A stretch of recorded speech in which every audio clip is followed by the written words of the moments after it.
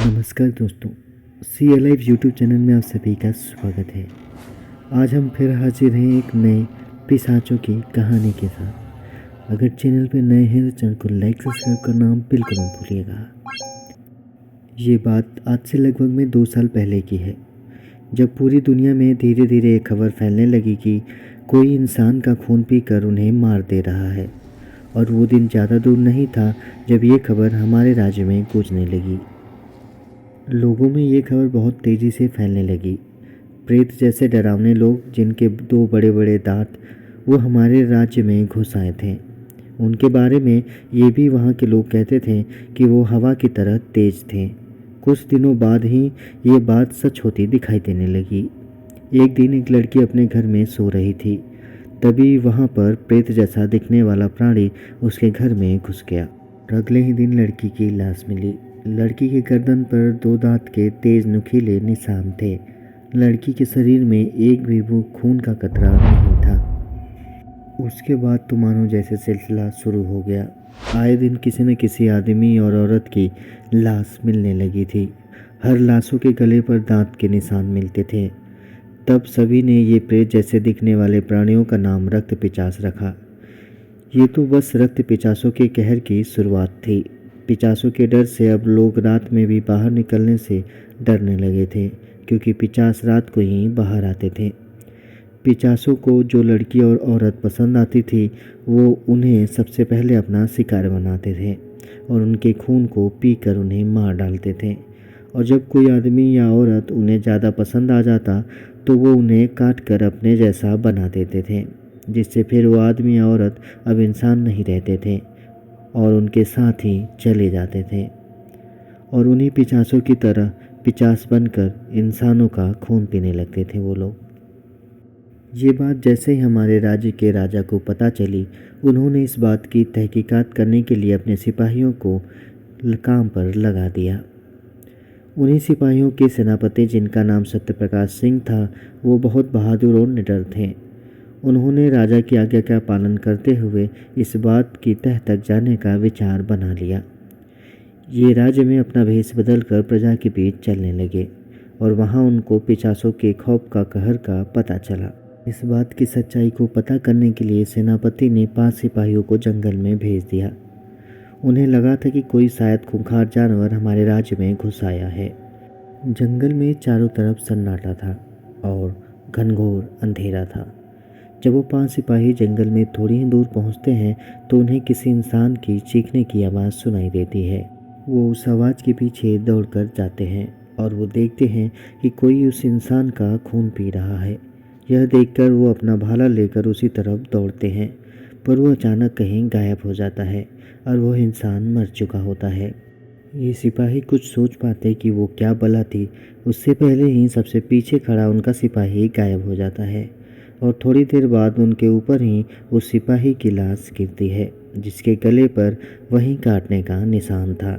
यह देखकर चारों सिपाही बहुत बुरी तरीके से डर जाते हैं। वो हर तरफ देखने की कोशिश करते हैं पर उन्हें कुछ भी नज़र नहीं आता है। तभी सामने से बहुत तेज़ी से एक पिशाच उन पर हमला कर देता है और एक सिपाही को पकड़कर उसका खून चूसने लगता है। बाकी सिपाही उस पर अपना भाला चलाते हैं पर उसे कुछ भी नहीं होता है। तभी पीछे एक और पिशाच उसमें से एक और सिपाही पर हमला कर देता है।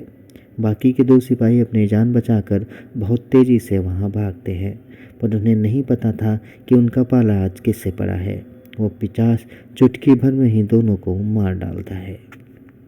जब सुबह होती है और वहाँ सिपाही नहीं आते हैं, तब सेनापति सत्यप्रकाश को ये बात खटकती है और इस बात का पता लगाने के लिए वो खुद सुबह जंगल में जाते हैं।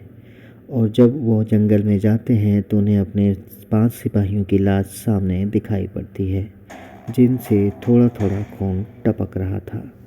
तब सेनापति को लगता है कि वो शायद पिशाच सच में है, इसलिए वो वापस जाते हैं और करीब 25 सिपाहियों के साथ वापस जंगल में आते हैं, क्योंकि और सिपाही राजा की आज्ञा पर पूरे राज्य में फैले हुए थे। इसलिए सेनापति के पास उस समय सिर्फ 25 सिपाही बचे थे। सेनापति जंगल में वापस आकर 25 सिपाहियों के जरिए जाल बनाते हैं ताकि पिशाच को फंसाया जा सके। वो घड़ी भी आ जाती है जो सेनापति सहित उन 25 सिपाहियों की ज़िंदगी और मौत तय करने वाला था। रात होती है और सारे सिपाही छुपे रहते हैं, पर पिकासो के आगे एक भी चाल इनका साथ नहीं देता है। पिकासो ने सिपाहियों के खून को सूंघ लिया था और वो जहाँ छुपे थे वहाँ पहुंचकर उन्हें धीरे धीरे मारने लगा था। धीरे धीरे सिपाहियों में भगदड़ मच जाती है। तब सेनापति ने उन्हें अपने पास बुलाकर एकजुट होकर पिशाच से लड़ने को कहा। जब बचे हुए सिपाही सेनापति के पास खड़े होते हैं तो गिनती 25 से 13 हो चुकी थी। तभी उन्हें चारों तरफ अजीब अजीब सी आवाज़ें सुनाई देने लगी। उसके बाद एक सिपाही को जमीन से पेड़ों पर खींचकर पिशाच ले जाने लगे। सेनापति तब सिपाहियों को पेड़ों से दूर होकर खड़े रहने का आदेश जारी करते हैं। वो अपने हथियार तैयार रखने के लिए उन्हें बार बार चिल्ला चिल्ला कर कहते थे। अब तक सिपाहियों की संख्या 6 हो चुकी थी। तभी 3 पिशाचों ने उन पर सामने से हमला कर दिया। सिपाहियों ने अपनी पूरी ताकत से उनसे लड़ने की कोशिश की, पर उनके हथियार उन रक्त पिशाचों के आगे कुछ भी नहीं कर पा रहे थे। उन पिशाचों ने एक एक करके सेनापति सहित सारे सिपाहियों को खत्म कर दिया। राजा को कुछ भी समझ नहीं आ रहा था कि रक्त पिशाचों से अपनी प्रजा को कैसे बचाया जाए।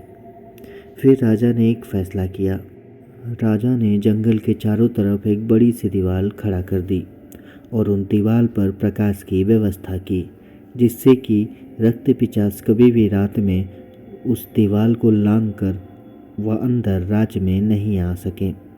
और इस तरह से राजा ने अपने पूरे ही राज्य के लोगों की जान बचा ली। एक एक करके सभी रक्त पिशाच खत्म होने लगे, क्योंकि उन्हें पीने के लिए रक्त नहीं मिल रहा था।